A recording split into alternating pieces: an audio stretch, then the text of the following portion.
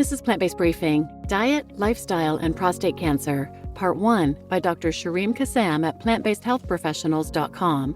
And I'm Marian Erickson. This is the curated content plant-based podcast where I narrate a variety of articles on plant-based and vegan living with permission in about 10 minutes or less every weekday. And this one's longer than that, though, so it's a two-parter. I'll read Part 1 today and then tune in tomorrow for the second half. And now let's get to today's Plant-Based Briefing. Diet, Lifestyle, and Prostate Cancer, Part 1 from Plant-Based Health Professionals UK at plantbasedhealthprofessionals.com. Introduction. The prostate is a walnut-sized gland that sits behind the bladder and in front of the rectum and secretes fluid into semen. Prostate cancer is the most common cancer in men in the UK. There are different stages of prostate cancer, all arising from a precancerous stage, which then progresses to localized cancer within the prostate, followed by advanced cancer outside the prostate. Prostate cancer can be tracked in the blood by measuring a protein secreted by the prostate called prostate-specific antigen, or PSA. About 2/3 of all prostate cancer cases occur in high-income countries, with a 25-fold difference in incidence between countries with high and low rates of this cancer. Individuals who migrate from low-incidence countries acquire the risk of their new country. This provides us with suggestive evidence that environmental and lifestyle factors contribute to prostate cancer risk, with dietary factors also being implicated. Dietary patterns and prostate cancer risk. In general, it is most useful to consider dietary patterns rather than individual foods when assessing cancer risk. The Western diet pattern, high in meat, refined grains, and ultra-processed foods, whilst being insufficient in healthy fiber-rich plant foods, is associated with a significantly higher risk of prostate cancer, around 34% higher risk, with a dose effect being apparent. In contrast, diets high in healthy plant foods are associated with a significantly lower risk of prostate cancer when compared with animal-based diets.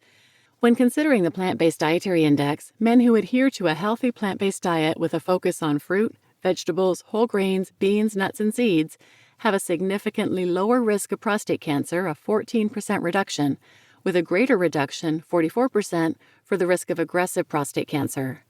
With regards to specific therapeutic diet patterns, although the Mediterranean diet is considered healthy, there does not seem to be a specific benefit for reducing prostate cancer risk. However, when specifically assessing the impact of plant-based diets, including vegetarian and vegan, there does appear to be a significant benefit for prostate cancer risk, with vegan diets consistently associated with a lower risk, up to 35% reduction.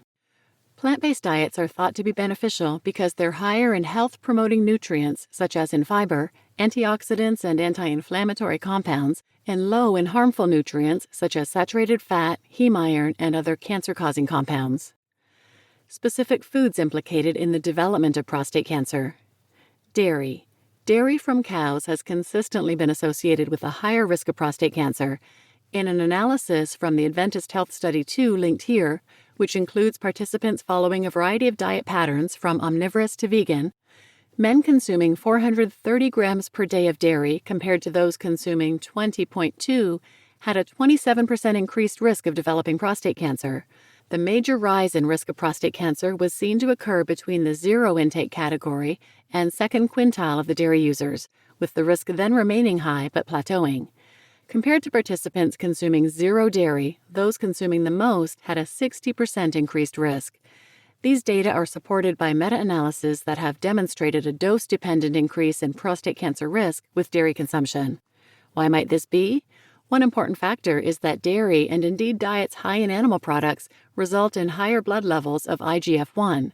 This growth factor stimulates cells to grow and is associated with an increased risk of cancer in general. Higher blood levels of IGF-1 have been associated with an increased risk of prostate cancer and other cancer. We know that levels of IGF-1 in people that don't consume animal products, like vegans, are significantly lower than in those that do, and the risk of cancer in general is lower in those following a vegan diet. Meat. Red and processed meat consumption has been associated with an increased risk of prostate cancer in some but not all studies. One study of more than 175,000 men showed that those consuming the most red meat had a 30% increased risk of developing advanced prostate cancer compared with those who consumed the least. Processed red meat also increased the risk with a 10% increase for every 10 grams consumed.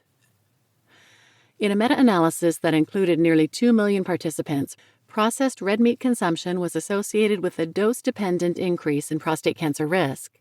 Don't forget that in 2015, the World Health Organization issued a report stating that processed red meat is a Group 1 carcinogen, meaning its consumption causes cancer, and red meat, a Group 2 carcinogen, probably causes cancer. Although the strength of association is strongest for colorectal cancer, the risk of a number of other cancers is also increased by consuming processed and red meat. There are several mechanisms by which processed and red meat cause cancer. The strongest evidence is for the role of nitrites and nitrates present in processed meat, which are converted in the gut to N-nitroso compounds, known cancer-causing compounds. Heme iron in red meat is also implicated in cancer development. When meat, any meat, is cooked at high temperatures, there is a formation of cancer-causing chemicals such as heterocyclic amines and polycyclic aromatic hydrocarbons. Eggs. Some, but not all studies, have found an association between the consumption of eggs and an increased risk of lethal prostate cancer. The main component of eggs that is implicated is choline. In a study of 47,896 men followed for 22 years, those with the highest intake of choline had a 70% increased risk of lethal prostate cancer. The exact mechanism for this potential association is not clear, and there is certainly insufficient data to suggest egg consumption has a causal effect. However, there is a suggestion that the gut microbiome may be implicated with metabolites formed from the consumption of animal foods, resulting in an increased risk of prostate cancer. Which foods help prevent prostate cancer? Cruciferous vegetables. Cruciferous vegetables such as broccoli, cauliflower, Brussels sprouts, and kale stand out when it comes to cancer prevention, including prostate cancer. After consumption, there's a generation of compounds such as sulforaphane and indole-3-carbinol that have been shown to have anti-cancer properties. Cruciferous sprouts have up to 100 times higher levels of sulforaphane and thus may be a way of maximizing the health benefits of these vegetables. Cruciferous vegetables are likely to be beneficial even after a diagnosis of prostate cancer, with one study showing that men with prostate cancer who ate the most cruciferous vegetables, around 1 portion a day, had a 50% less chance of the cancer progressing compared to those men who ate the least. Tomatoes and lycopene. Several studies have shown that the consumption of lycopene, the antioxidant in fruits and vegetables that gives them a red color, is associated with a lower risk of prostate cancer. Lycopene is found in tomatoes, red peppers, watermelon, papaya, and grapefruit, to name a few. Tomato consumption in particular may have a protective effect, although the association is strongest for cooked rather than raw tomatoes, likely due to the higher bioavailability of lycopene in cooked tomatoes. Additionally, most studies show that the protective effect occurs when there is a high level of consumption. One study reporting data from the Adventist Health Study 2, including 27,934 participants and 1,226 cases of prostate cancer, suggested higher intake 5 or more times a week versus rarely or never of canned or cooked tomatoes but not raw, was associated with a 28% reduction in the risk of prostate cancer. The consumption of approximately 64 grams of tomatoes per day was associated with a 14% reduction in risk of prostate cancer. You just listened to Diet, Lifestyle, and Prostate Cancer, Part 1 by Dr. Shireen Kassam at plantbasedhealthprofessionals.com, and I'm Marian Erickson, your host. Tune in tomorrow for the second half of this article, where you'll hear about some more specific foods and lifestyle factors that help with prostate cancer prevention and treatment. So please share this episode with anyone who might benefit, and thanks for listening.